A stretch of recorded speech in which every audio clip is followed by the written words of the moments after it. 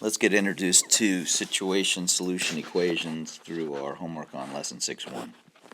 So what you see here is they're using a math mountain to show that whether it's a situation or solution equation. Last night 325 people attended an early show, so that's the 325 there.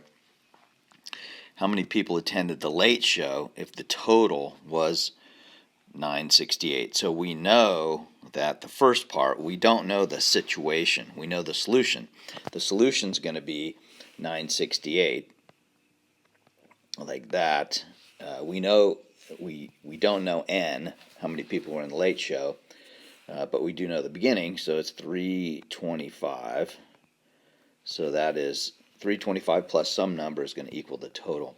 So what we do is we solve for n by subtracting 325 from 968, and that will give us our solution that will give us the answer to the problem, which is a situation problem.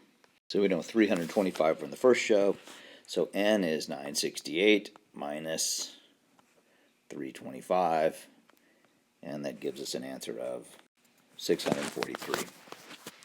Again, using the math mountain here is really helpful for the situation solution equations.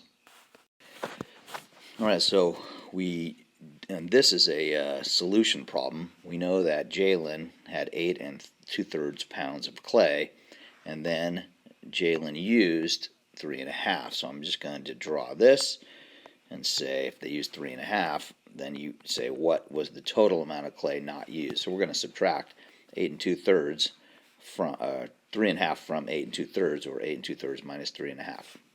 It's been a while since we've done some fraction work, so first thing I do is I'm going to split the holes in the parts, and then I'm going to subtract 1/2 from 2/3.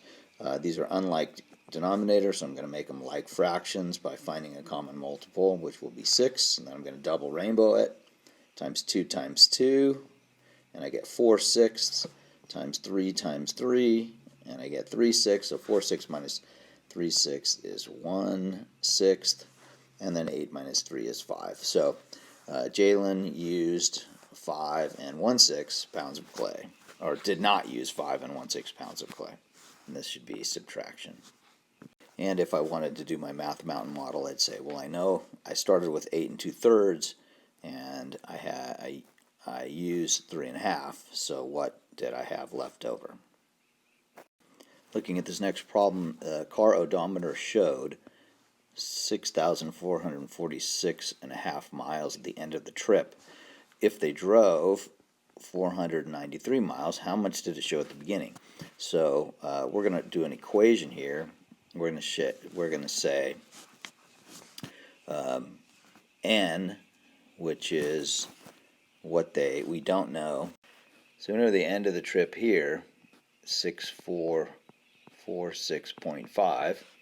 That's the end, and we know, so I'm sorry, I should have done this part whole. So we have the beginning odometer, which is n, plus 439.5, and that's going to equal 644 and 6 5/10. So n plus the 439.5 will equal that.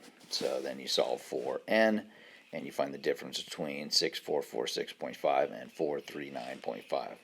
And when I do the subtraction, I get 6,007 miles and 2/10. Should be the original starting mileage. So I've drawn my math mountain here. Cody's time was 18.5 seconds, and Shayna's time, she was 1.04 seconds less than 18.5. So the equation is going to be 18.5 minus 1.04. And you figure that out by subtracting and finding the difference. So when I set it up like this, I don't have a 0 in the 100th place, so I don't have any digit there, so I put a 0 there, and I subtract. I have to regroup on this one, so that leaves me 6/100ths, 4/10ths, 7 1s, and 1/10. So 17.46 was her time, because that is 1.04 seconds faster than Cody's time. Suppose you were asked to subtract 1/2 and 1/3, and you wrote 5/6 without using any pencil or paper to actually subtract. Give a reason why that's not reasonable. Well, if you start with 1/2 and you take away something, you're going to get a number that is smaller than 1/2, less than 1/2. So 5/6 is greater than 1/2. So you know that does not make any sense. Subtracting 1/2 from 1/3 from 1/2 will produce an answer that is less than 1/2. So 5/6 is not reasonable because 5/6 is greater than 1/2. Remember, taking a part away from something gives you a smaller part. Okay, that's the end of the lesson. Keep studying, do your ThinkCentral work, and do some IXL work on this, and develop mastery. Great job.